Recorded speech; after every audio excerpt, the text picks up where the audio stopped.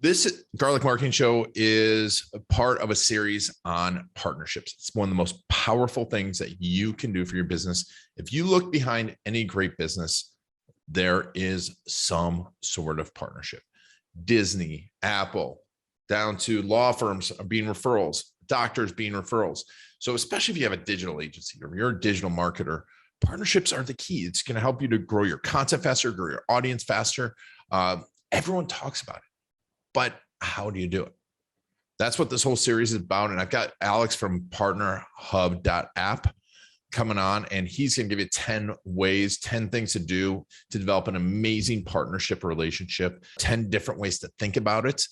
We're going to go through the secret of the fastest growing agencies, which is partnerships, the myth of the all-in-one digital media agency that's holding you back, just like an all-in-one anything is holding you back, the types of partnerships. He's going to tell you about 3 main types of partnerships that will help you scale faster.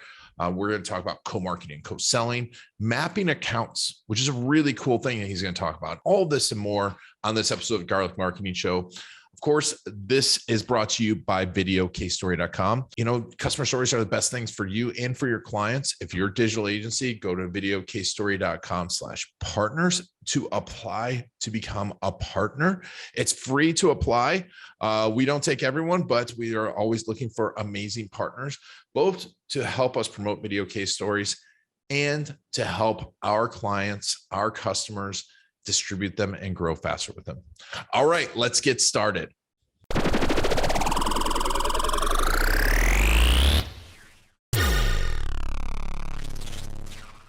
I'm excited because partnerships are a big deal. You know, we're running our partnership program with Video Case Story, but I really realized not early enough, the importance of partners. And I think a lot of agencies, they look at maybe a software vendor, but they don't look at it as a partner.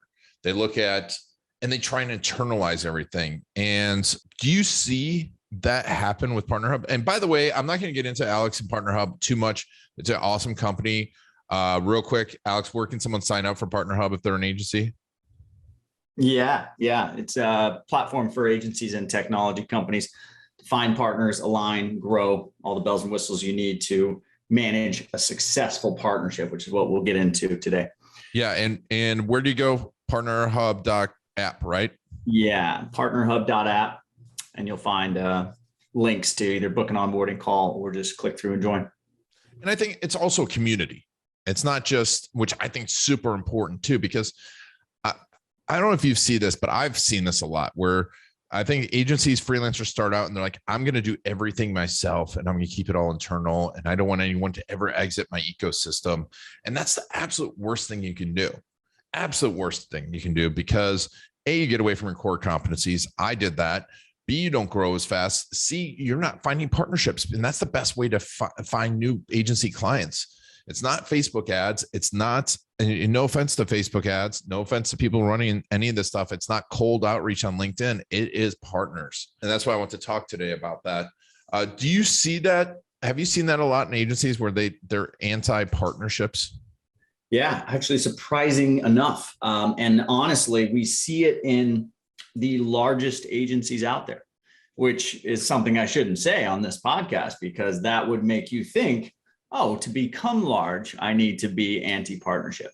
And that's not the case at all. So there's a few ways to grow. One of them is obviously very cost prohibitive, which is pour a bunch of money, design, financing on the fire, have the best website, have the best outreach, hire the best people. You can get there with revenue, but it still costs money. No matter what, it costs money. Yeah. Then there's agencies that we see that you see posting their tech stack, and you see posting side-by-side logos, and you see posting their growth numbers, and you're like, what are they doing? And 9 times out of 10, those agencies they double down early on who they're partnering with. They work very strategically with what networks they play in, and they put their heads down and they grow on the backs of those partnerships. Yeah. That's what we've seen. So when you look at the landscape of agencies, right, the legacy style agency where you're doing PR campaigns for blue chip companies and you're managing media for blue chip company, those days are, I think, all but lost. We are in the age now where you're going to have a different agency for everything you do inside of your company as you grow. Mhm. Right now, we're a 10-person company. We have 4 agencies. We have an agency for Zendesk. We have an agency for Drift. We have an agency for our outreach. We have an agency for blank, right? And that is the world we're living in. So when you think about strategy with an agency, I think there's 2 things that you got to be very, very keen on is what are we focused on doing and accomplishing for our clients, and what technology and what other agencies are in that ecosystem. You see this with HubSpot. You see it with Salesforce. You see it with Shopify. It's what are we doing specifically? Not we're a digital media agency that's focused on traffic. No, you have to be a Shopify development agency, maybe dabbles in CRO and SEO, maybe, but you're really focused on that Shopify development and you become the best at it. And you have these 10, 20 tools that you are focused on getting expertise on. And then you have these 20 to 50 partners who are around that same build. You have agency partners that are the best at e-commerce SEO. You have an agency partner that is the best at e-commerce CRO and PPC and on down the list. So we help agencies kind of find that ecosystem that they're going to work in, match with the key players in that ecosystem, and then we give them the strategies in the community that you mentioned. Our community isn't just a Slack group. It is a very big training center. There's courses in there. We do weekly workshops. It's massive. And that's necessary. What we found, we couldn't build Partnerhub without the community. I so agree with this because I see it because it's, the agencies too, like, yes, you have those massive agencies. And I think they're, like you said, they're dinosaurs and they're going to die off because the companies are going to realize, hey, these people are doing an okay job at 20 things, and I need them to do an awesome job with Shopify. I need them to do an awesome job with Facebook ads. I need someone to do an awesome job here. And it's near impossible to find the talent across the board because then you have to develop training in each of the things when you could just focus on your wheelhouse and then find a partner. And because I did that too. And I had to create training for every single thing. And I think one of the biggest problems is because you get a great marketer who's a great entrepreneur who knows how to do a bunch of things. And then they think they're going to find everyone who can do the things. And if you're the entrepreneur, you're not going to be able to do it yourself.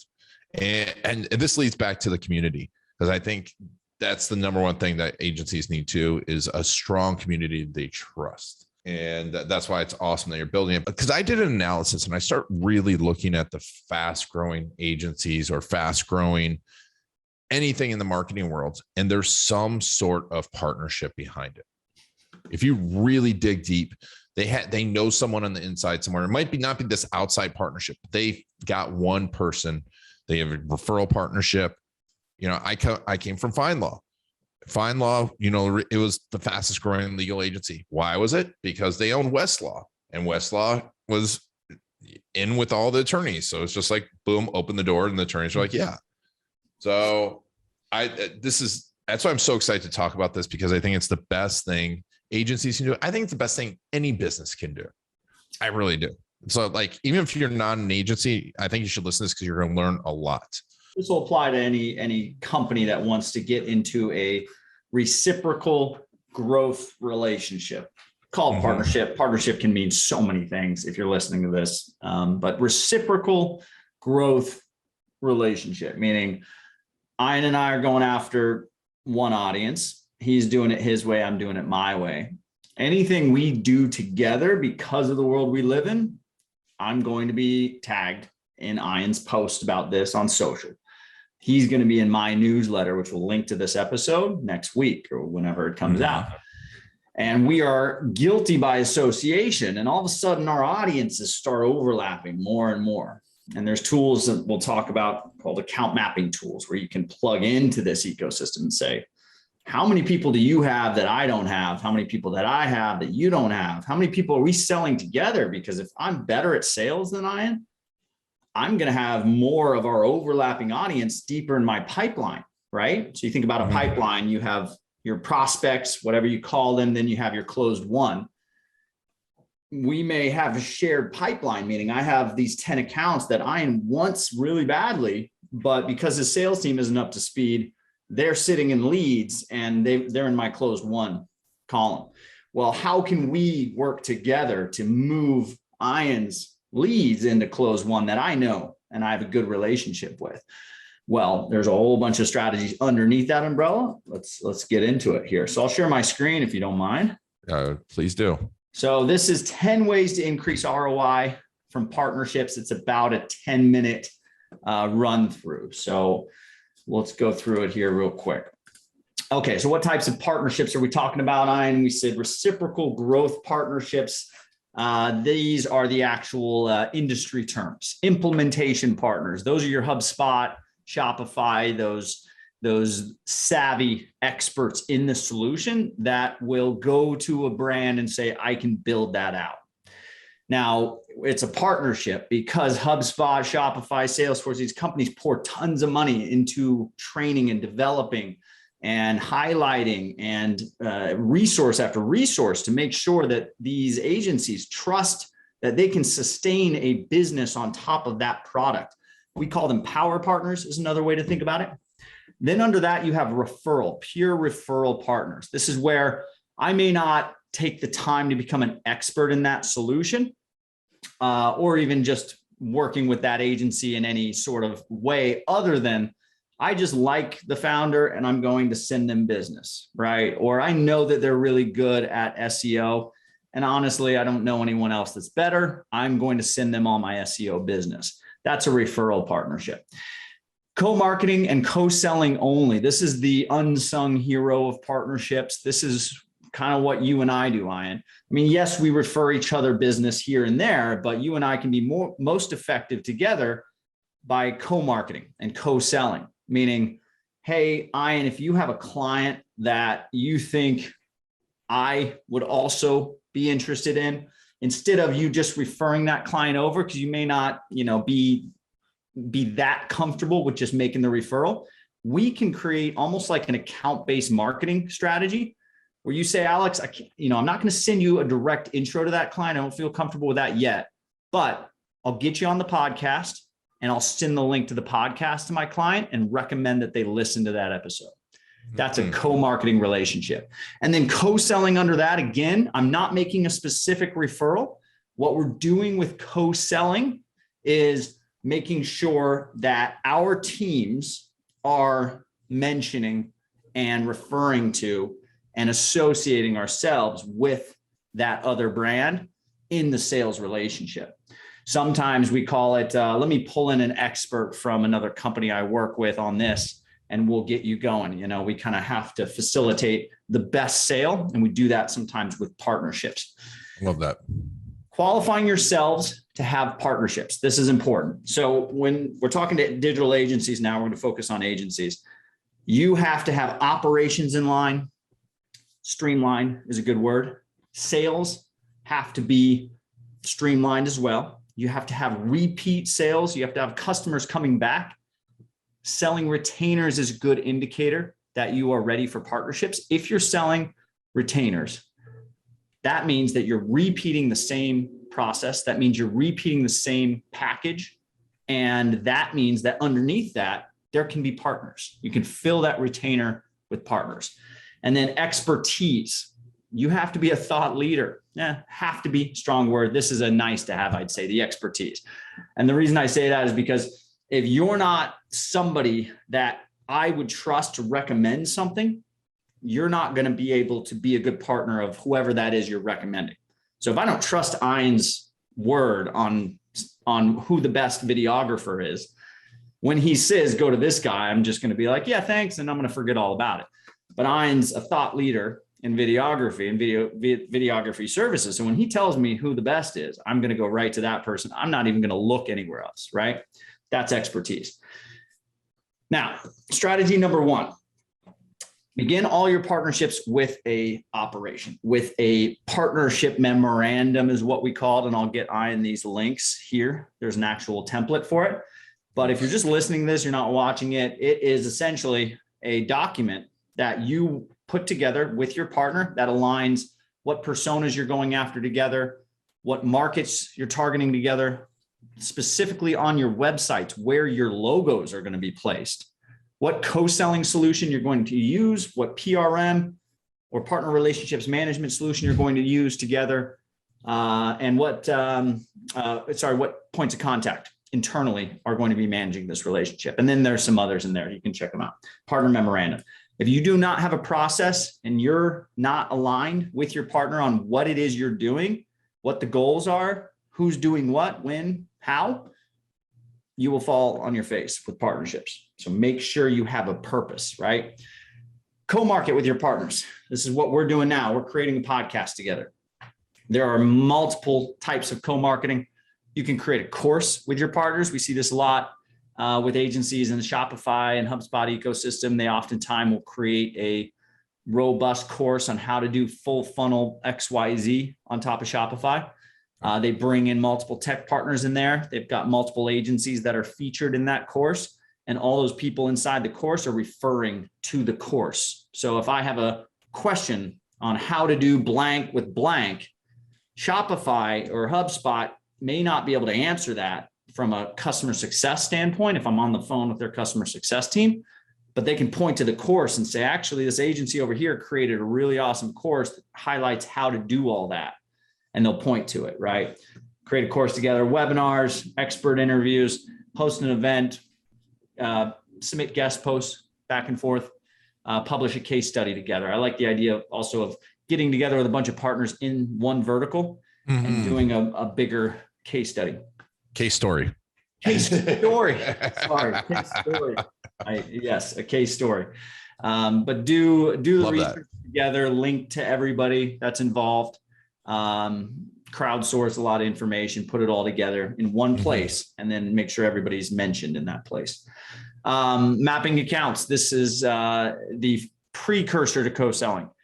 Mapping accounts is where we do the Venn diagram of who do you have that I also have? Who do you have that I don't have? Who do I have that you don't have? We use a product called reveal.com. I think it's definitely .co. They may have gotten the .com now. A great product, just raised a $50 million Series A, and very easy to use. It's free to use, and you can upload your accounts or you can connect your CRM. It is all encrypted, secure, private, and you can map accounts with anybody that you want. Okay, so let's say partner memorandum. This is the slide. Begin partnerships with this. Right. Co-marketing. Here's a slide that just lists out all the co-marketing endeavors. Mapping accounts. Cool graphic of your targets, our overlap, their targets. And then we get into Sales Navigator. Sales Navigator is great for multiple things. You can use it for partnerships in this way. With partnerships, and I'll just preface with this. Partnerships is a two-way street. Like I mentioned, you have to be active just like your partner has to be active. Yep. So if Ian's partnering with, I don't know, what's a video tool like Vidyard or Loom or something like that. The team at Loom is changing. The team at Vidyard's changing all the time. Ian's team may not change as fast as their team because they're a tech company that's growing, exponentially right now. So it's up to Ian to keep himself in front of their sales and CS team. The other part of this strategy is your partners aren't usually the CEOs of these companies. They aren't usually the partner managers. The people that are actually referring you business are typically the salespeople and the CS people internally at those companies. So if you're spending all your time with a partner manager, you're wasting a lot of your time. Go into their sales team, into their DMs on LinkedIn, set alerts in Sales Navigator for every time one of your partner companies hires someone in the sales role. As soon as you get that alert, go into their direct messages, introduce yourself, book a call, because this salesperson, this account executive, if they want to do well in their job, they're going to get to know the partners as well. That's if they're great smart. advice. So get with them, because if they remember you and associate you with videography services, next time they're on the phone with an account and the account has an issue, instead of saying, I don't know, they're going to say, go to Ian, right? Okay. Now, every partnership goes down a different road, right? So part of the strategy is not to let someone push you down a track that you may not be right for. This happens a lot with partnerships. So you think about it like this: partner teams, they have their own goals, quotas, they've got their own priorities. If you don't know what to do with partnerships, they're going to push you whichever way is according to their need at the time, right? And we see this a lot with a potentially high quality co-marketing partner like Ian getting pushed to be an implementation partner of a tool, where Ian's tech stack is pretty set and he's not looking for a replacement for one of his tools. And a partner manager will direct message him, get into a conversation, and Ian may like the tool and be interested in talking, but then once you get done with that first presentation, that demo, that partner manager will just try to push them into training and sandbox accounts and getting them a free account what they're never going to use, and then trying to book them with the product team, trying to push implementation expert partner tracks on this agency when they could have backed up a second and said, Ian, are you actually interested in this path to become an implementation partner? And Ian may say no. And then if no, don't just leave it there. Don't just say, no, we're not going to partner. Go down a different track. And the different track is, why don't we set up a routine where we map accounts once a month? And you can do this agency to agency, agency to tech, tech to tech, doesn't matter, but figure out what track is best for that partner, put them on the right track. And if you don't know what track you should go down, you're going to get pushed in a direction that's going to make the whole partnership equation take longer and just be a mess. So pick a track, find a track, make sure you quickly qualify yourself for what track to be on and go down that track. Number 6, create a course with a partner. I mentioned this. Pick out a course topic, find partners that relate to each topic in that course, have somebody in each step, get sponsorship dollars for that course to be in the course, maybe. But I think what's better is, if I ask you to make sure every new customer of yours gets a link to this course that we're collaborating on in your new client onboarding materials or your new user onboarding emails, then you say yes. And I say, okay, I'm going to put you in this course. You're going to be right here. You're going to be mentioned. Links to your stuff, all going to be there. Track KPIs, track the right KPIs, engagement on partner-led events, anything you do with a partner, keep a note, document, CRM, PRM, wherever, of who showed up to that thing that we did together. How many eyeballs did it reach? The more that show up, the more eyeballs it reaches, the more you should probably do with that one partner. Pipeline velocity will also speed up as you roll out partnerships, so track pipeline velocity. Lean on partners to develop the assets. So if I tell Ian, hey, Ian, let's do a big campaign together, PPC targets this, and this, Ian may say yes, but then a week goes by, a month goes by, nothing's happened because Ian's, obviously not prioritizing the campaign idea that I brought to him.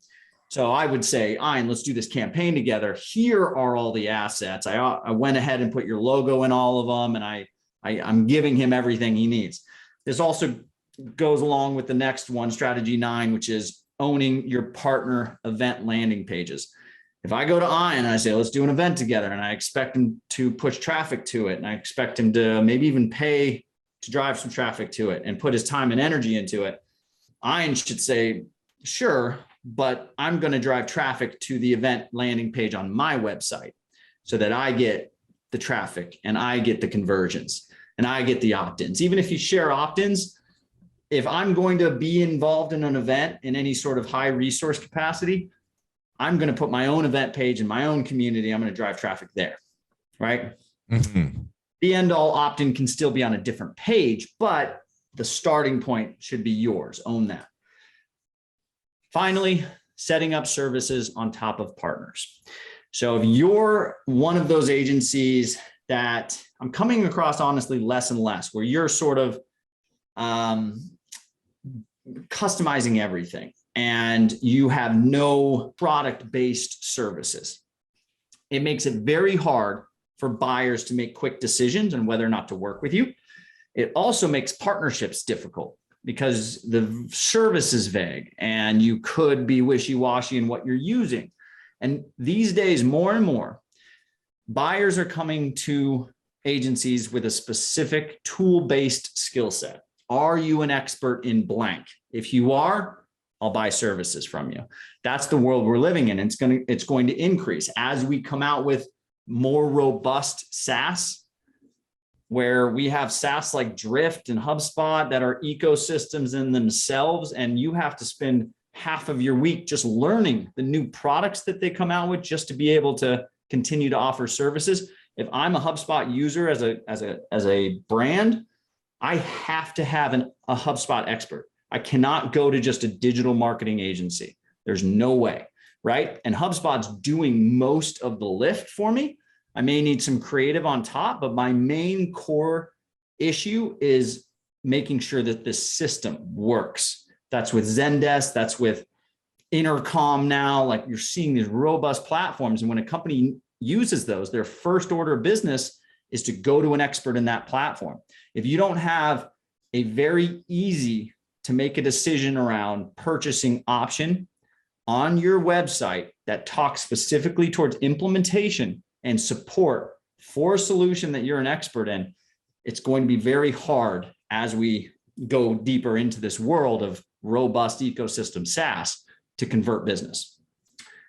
And the caveat there is, there are peripheral services, design, stuff like that. But I'm talking to the 90% of agencies out there.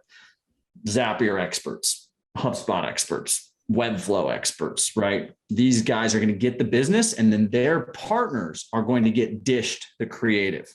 So the company will come for that one big build, and then that agency will have the purview and the expertise to say, okay, now you need creative, and I'm going to point you to, Iron for video or whatever else.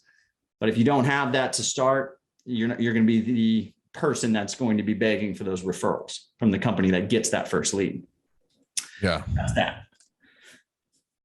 That's awesome. That's all. I mean, that was incredible information. Yeah. I'm happy to give it, man. I think everybody in our ecosystem, they all are starting to kind of come around to this idea of this, partnerships is that next thing. And you're seeing it a lot on LinkedIn and Twitter now. I'm seeing the word partnership show up in my newsfeed a lot more often. Yep. From agencies and agencies steering the conversation. So if you're listening to this, join community.partnerprograms.io is our community. It's free. Partnerhub.app, again, free. Everything we do for agencies is free. And reach out to me anytime. Alex@partnerprograms.io is my email. Awesome. Well, we'll put links to all this in the show notes. Alex, I know you got to go, but definitely check it out. I mean, this is incredible information. You guys need to dedicate, in whatever your business, a portion of your week to partnerships. And here's a whole list of things to do with it. That was phenomenal. Alex, thanks so much for being on. We'll make sure to make sure everyone check out partnerhub.app and go over to that community link in the show notes. Thanks, Alex. Thank you, Ian. And thank you all for taking Alex and I on your journey. This has been Ian Garlic and the Garlic Marketing Show.